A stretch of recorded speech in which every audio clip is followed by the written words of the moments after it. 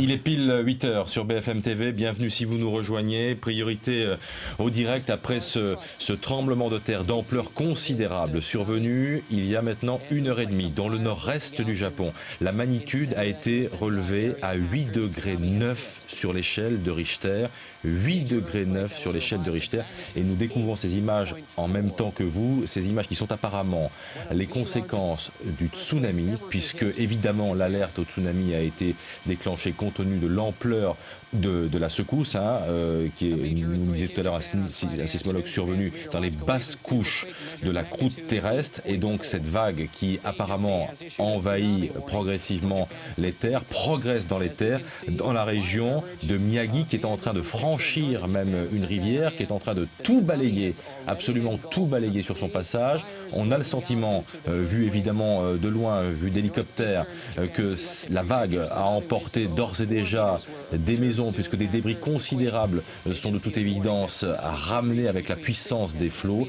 Ce sont des images qui nous rappellent de façon évidemment très émouvante celles que nous avons vécues en Indonésie il y a maintenant très précisément 7 ans. C'était en 2004 le tsunami. Mais là on est au Japon, dans un pays préparé, très préparé en principe au tremblement de terre, et on voit donc cette vague avancer de façon extrêmement rapide en direction des maisons et tout emporter apparemment sur son passage.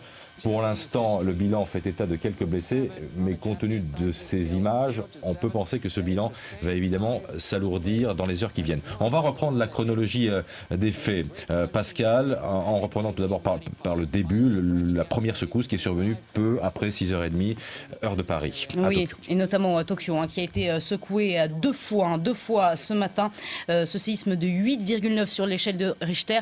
Et à Tokyo aussi, il y a des dégâts considérable.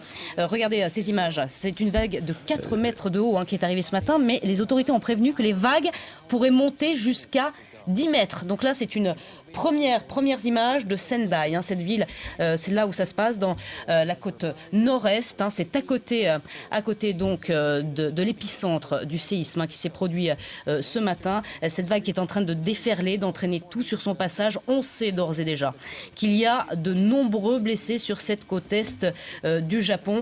Des blessés également à Tokyo ce matin, où les immeubles ont tremblé pendant 2 minutes. 2 minutes, c'est énorme.